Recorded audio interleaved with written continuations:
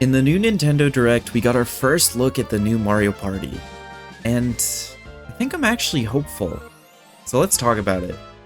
Mario Party as a series has actually been in a very similar trajectory as Paper Mario. And since last time I talked about Paper Mario, there was some backlash. I'm gonna try to keep this a bit brief, but just enough so we have the context. Mario Party was a consistent series pretty much all the way through Mario Party 7. Every entry added some new things, side modes, gimmicks, items, but generally, the Mario Party experience does not really change that much from 3 to 7. Mario Party 8 was a pretty divisive game when it came out, because it was 2007 on the Wii. This meant that this game was obligated to use motion controls as much as possible. Me personally, I like motion controls for Mario Party. I think it feels natural in a party game series, but a lot of people pretty much write off this game entirely because of them. There's some other changes, but that is generally the most contested thing about this game. To me, Mario Party 8 is the Super Paper Mario of the Mario Party series. Both came out in 2007 and changed a prior consistent series in a new way, while also trying to maintain that series' core identity. And we all know what happens after Super Paper Mario. Mario Party 9. This is Mario Party trying to completely reinvent itself in questionable ways that don't really make sense. Now, every player's in a car that moves together, and this essentially just removes all the board strategy from previous games because you have no agency over where you can go or what you can do on the board. You're put in a position where you can only really plan for your current turn, as any future turn you'll be starting from a completely new and random spot.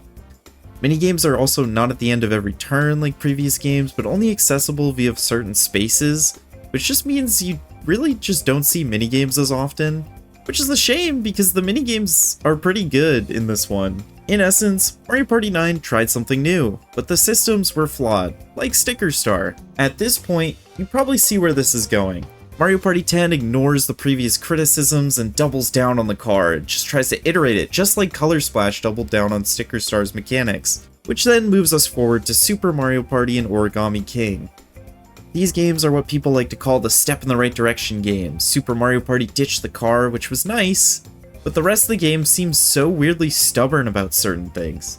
The dice rolls are still 1 through 6, the boards are also bland and way too small, and there's only 4 of them. You're forced to play on a single Joy-Con, stars are now 10 coins, and coins are more abundant than ever. The game is also just so slow, and the friend mechanic breaks the entire game to the point where it's pretty much necessary to farm as many as you can.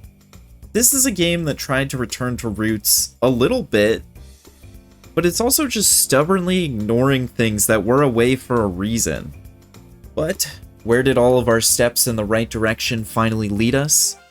Back to where the series was 20 years ago. Mario Party Superstars was a grand return for Mario Party. The devs have finally been allowed internet access and have seen the criticisms that have been piling up against their games for 10 years. So they've decided to remake the classics that people fell in love with to begin with. This game remakes 5 boards and 100 minigames from the series pass. Generally, people really enjoyed this one.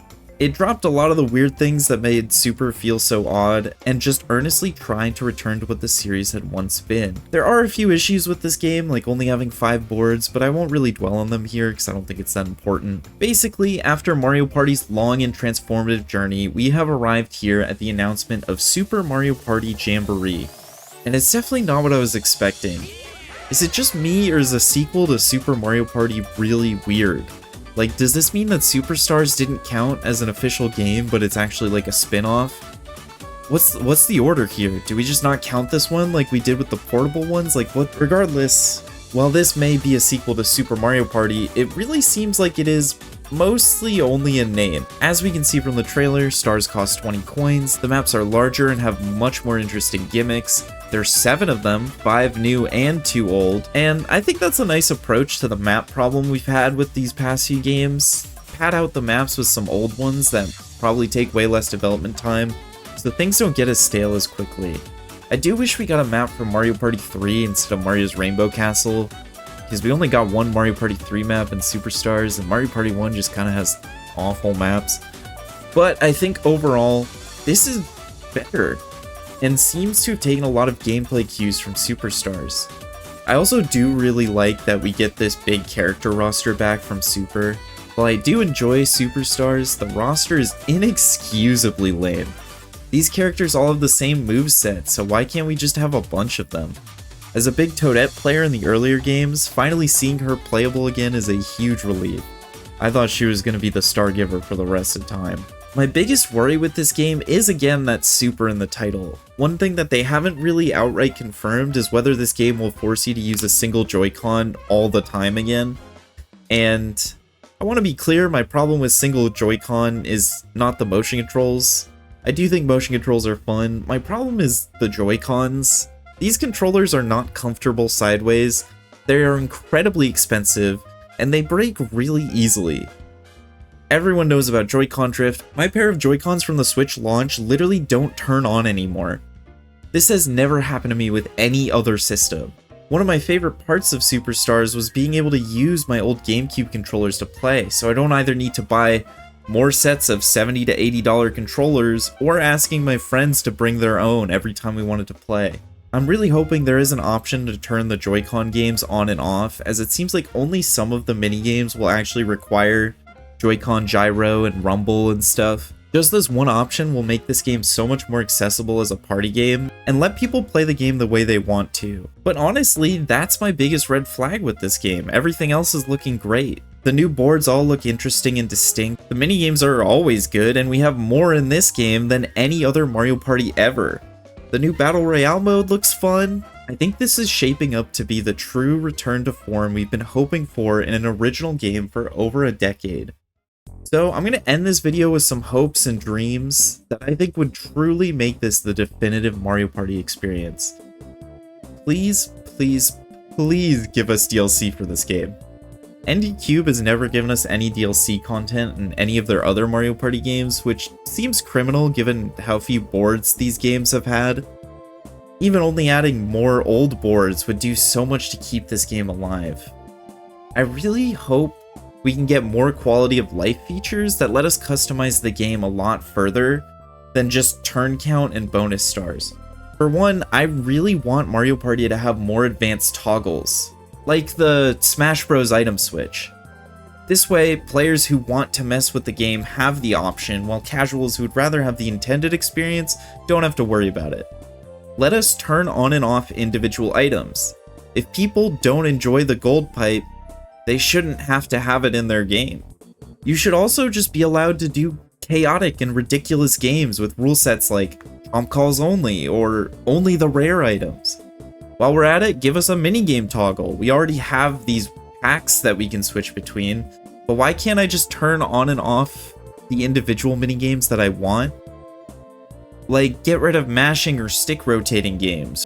Get rid of all the extra coin minigames. Or even just make a full game of the same minigame every turn. I also think bonus stars could get this treatment too. Let players choose their own set of bonus stars. Disable some that they don't like, or even just increase the total amount of bonus stars beyond 3 to completely change the dynamic of the game. There's no reason not to give players options, because they can only serve to keep the game fresh.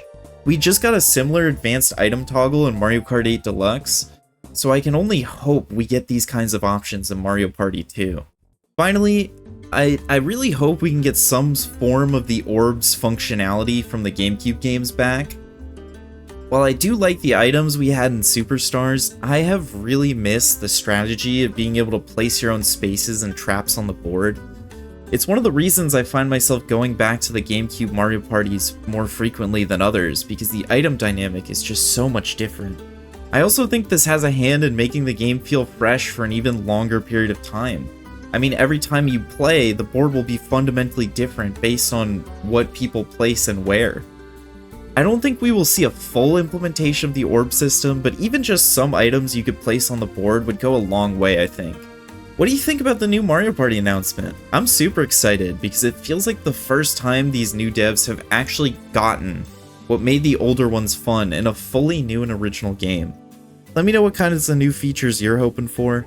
If you made it this far, why not drop a sub and a like? It helps out a ton. If y'all are interested in more Mario Party, I am very passionate about these games and would love to do a video ranking them all in the future. Let me know though. Thanks for watching.